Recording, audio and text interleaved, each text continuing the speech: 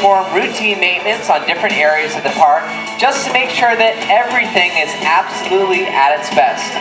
So while we're busy sprucing up things over in the stadium, we are proud to have you visit us here in our backstage area for a truly special perspective of our Shamu family.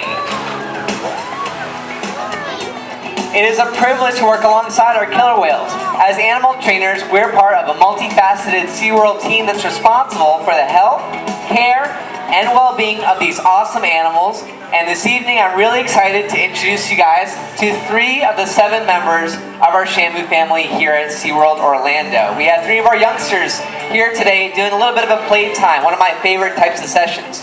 Now, we're so excited to have you guys here in our backstage area because typically when you visit us at SeaWorld, you're used to seeing the different shows and performances that we do with our animals and trainers, but what you don't get to see are all the other different interactions that we have with our animals on a day-to-day basis. We spend hours every day with our killer whales doing different types of interactions. Sometimes we're just kind of chilling out, having some quiet time, bonding with our animals, getting to know them, they get to know us.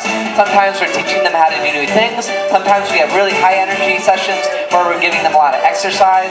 Sometimes we have the vets come out and give them checkups to make sure that they're staying very physically healthy. This is one of my favorite types of sessions. This is a playtime session. And especially, it's so much fun to watch these guys because these are our youngsters out here and they are especially playful. Let's introduce them to you for a sec here. Over on the left-hand side, we have Ashley. Ashley this evening is interacting with Nalani. Nalani is a 7-year-old female. She weighs just under 3,000 pounds, so she's got a little bit of growing up to do. Someday she'll get to be maybe as big as her mom, who weighs just under 6,000 pounds. She's a lot of fun to interact with, and she's very, very playful. Across from me, out in the water with Jessica, that's Malia. Malia is around the same age as Nalani. She's also 7 years old. She just celebrated her birthday about a week ago or so. Malia is very playful as well. Nalani and Malia can often be found playing together and cooperating together with different types of toys and other enrichment devices that we have.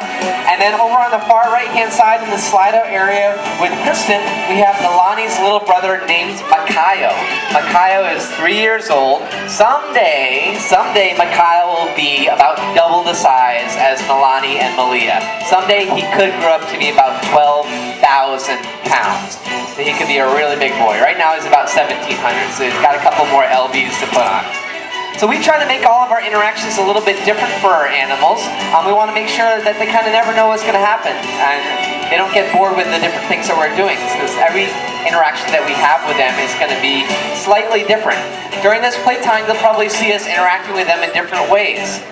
We have tons of toys that we use with our killer whales. Now these are serious toys, not quite like the toys that you might have with your dog or cat at home, but these are killer whale toys. They are indestructible toys that they love to play with. Usually they're made out of really heavy-duty plastic. Sometimes they weigh well over 100 pounds or so.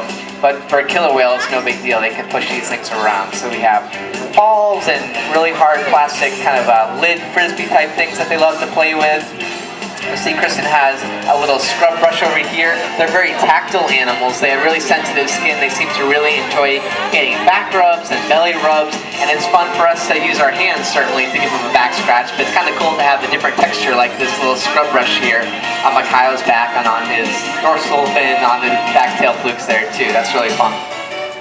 So by spending so much time with our animals, we find out different things that they seem to like or enjoy more than others, and we'll use those different things not only to interact with them in these playtimes, but also to use in our training. The way that we teach our animals at SeaWorld is using a system of positive reinforcement. So it's basically a reward system. So we use all those things that they seem to love and they seem to enjoy, and we use those to let them know that they did a really great job. You might hear a little bit of whistling during our training session. This is one of the primary ways we can communicate to our animals. We all wear these whistles around our neck.